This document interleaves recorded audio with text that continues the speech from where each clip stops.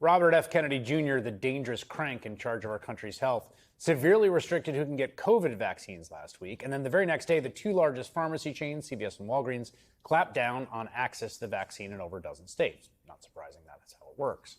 Now, a growing number of states are bucking RFK Jr., going their own way to ensure their residents can access the vaccine if they so choose. In Colorado, Governor Jared Polis announced he, quote, will not allow ridiculous and costly red tape or decisions made far away in Washington to keep Coloradans from accessing vaccines.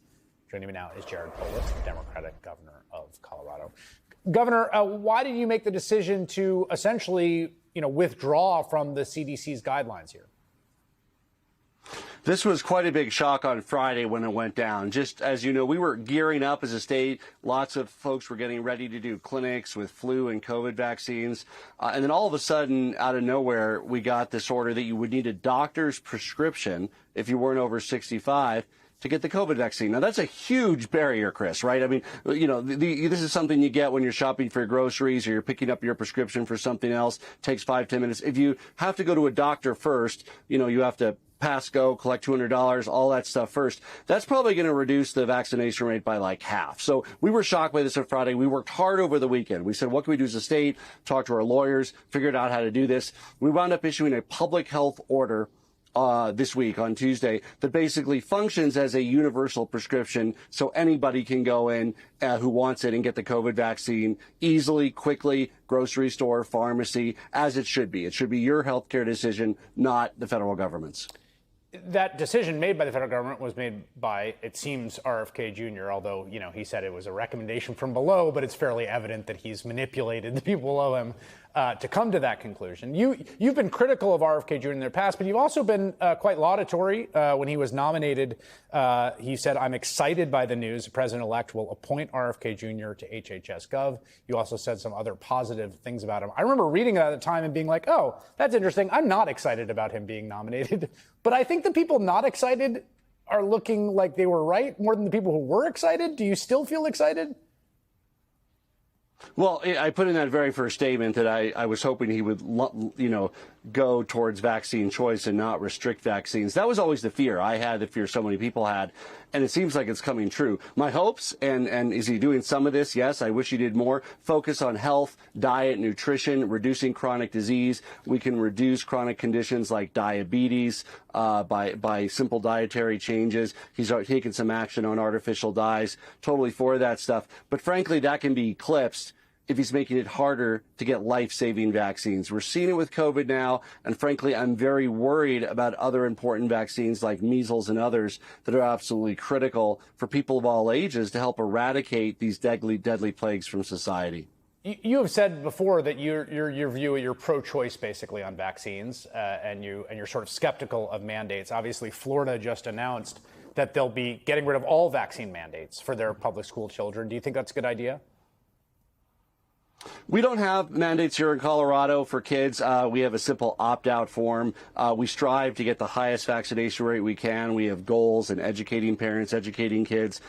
People should want the vaccines against measles, against lots of different conditions, because it's good for your kids. I vaccinate my kids. I encourage everybody to do that. So Colorado has had no mandates, as far as I know, ever. And I oppose efforts to do that, because you have to win over people's hearts and minds to be able to empower them with the ability to make the healthcare decisions that are in their own best interest. And that's been our path on Colorado, and we've been able to increase the vaccination rate through that work. But aren't you guys are trending down, right, in your vaccination rates like the rest of the country? The whole country, after COVID-19 and some of the propaganda against vaccines, primarily from the political right, led to small decreases in vaccination rates. So we're working hard to get those back up. I think that, frankly, when you have governors going after vaccines or federal officials, it casts even more doubt on the minds of the public, people who might like what that politician is doing in another area and saying, hey, so-and-so is saying maybe the vaccine isn't good. So I think look at the science, look at the data. I always lead with the data. Vaccines, safe, highly effective, great way to protect your kids. And if you get the COVID vaccine and flu vaccine this fall, great way to increase your own protection. Yeah, I guess the question now, right, is as we have seen national vaccination rates come down, we've seen polling show that people are more skeptical of vaccines, and we've had the largest measles outbreak in 30 years, including the death of 2 children and I believe 1 adult, if I'm not mistaken. What happens if those trends continue, particularly if the single most important and authoritative voice in the federal government's health infrastructure is sort of encouraging that skepticism? Well, I hope that more states follow what Colorado did. I think I saw that a couple others have now to, first of all, make the COVID vaccine easily available to anyone who wants it. And we need to remove politics from healthcare decisions. These are decisions about our health. You know, whether you're a Republican, Democrat, liberal, conservative, you care about your aging parents, you care about the health of your kids, you care about your own health.